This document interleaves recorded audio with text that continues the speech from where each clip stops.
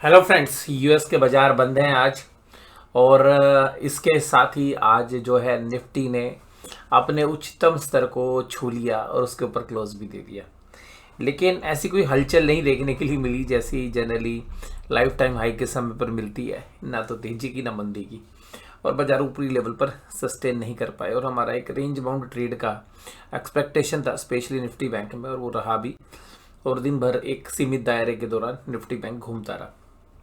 अब बात करते हैं निफ्टी की। तो निफ्टी ने आज देखिएगा लाइफ टाइम हाई क्लोजिंग दी है और ऊपरी लेवल के से जो है लगभग 2:45 बजे के आसपास जो है थोड़ा सेल ऑफ शुरू हुआ। और कुल मिलाकर निफ्टी 50 भी 81 पॉइंट्स की तेजी के साथ बंद हुआ।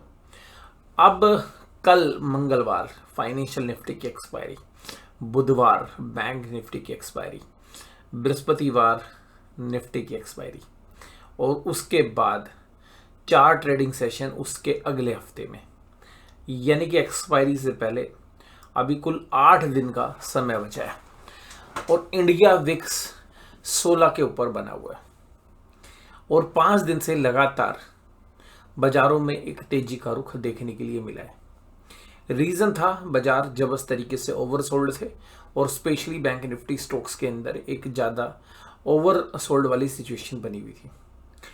और वो ओवरसोल्ड की सिचुएशन ख़त्म हुई, न्यूट्रलाइज हो गए बाजार। निफ्टी 50 ने भी, जो बाकी शेयर्स थे, क्योंकि आईटी ने काफ़ी परफॉर्म किया था जब बैंक निफ्टी अंडर परफॉर्म कर रहा था, पीएसयू ने जबरदस्त परफॉर्म किया था, तो उसकी वजह से निफ्टी ऊपर की तरफ आ गए थे। अब देखिएगा, जो सोशल मीडिया पे चर्चा है, टीवियों पे चर्चा है, तो आज जो है मैंने दिन भर तकरीबन 15-20 मिनट टीवी चला के जायज़ा लेने की कोशिश की। तो देखिएगा टीवी चैनल्स वाले तो काफ़ी ज़्यादा बुलिश हैं और वो तो 22,500 की बात कर रहे हैं।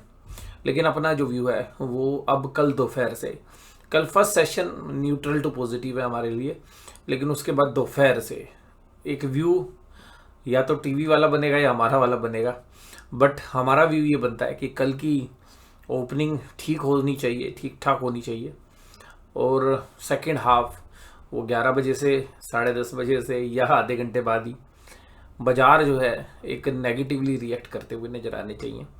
और बैंक निफ्टी में आज जो आईसीआईसीआई बैंक ने परफॉर्म किया, जिसने निफ्टी को भी संभाला और बैंक निफ्टी को भी संभाला, और ये सब इसलिए हो रहा है क्योंकि एचडीएफसी बैंक परफॉर्म नहीं कर रहा है और कोटक बैंक परफॉर्म नहीं कर रहा है, तो उसकी वजह से जो बाकी बैंक्स हैं उसमें एक रोटेशन हुई है।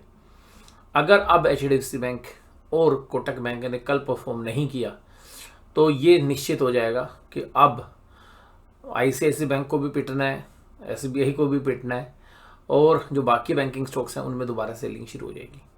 और इसके साथ साथ अब निफ्टी के अंदर भी जो शेयर्स बहुत बढ़िया चले हैं उनमें भी प्रॉफिट बुकिंग बनेगी। तो जो महीने का अंत है वहाँ पर अब हमें लग रहा है कि कल दोपहर से या कल के सेकेंड हाफ से बाजार दोबारा से एक प्रॉफिट बुकिंग की तरफ बढ़ सकते हैं।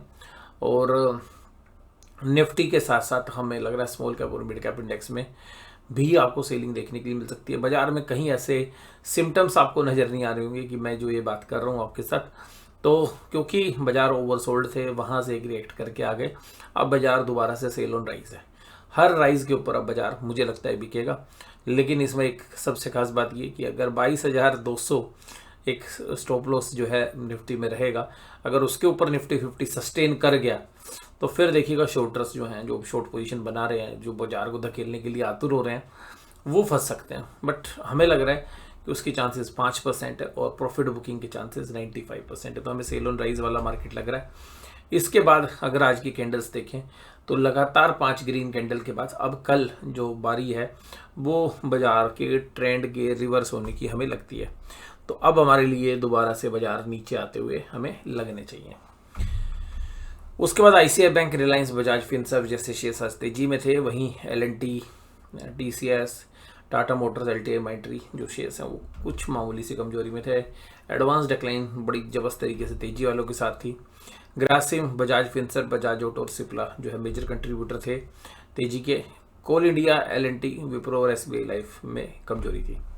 निफ्टी बैंक 150 पॉइंट की तेजी करता हुआ नजर आया। सुबह खुले उन लेवल्स के नीचे बंद हुआ, हालांकि मामूली सी कमजोरी ओपनिंग लेवल से नीचे आई है। तो बट निफ्टी बैंक में जो है ऊपरी लेवल पर एक फॉलो बाइंग नहीं आ रही है, ये भी एक संकेत दे रही है। और देखिएगा, हमने कहा था कि इस रेंज में जो बाजार जाएगा तो ये बाजार के सपोर्ट एरियाज़ हैं और यहाँ से बाजार ने बाउंस भी किया।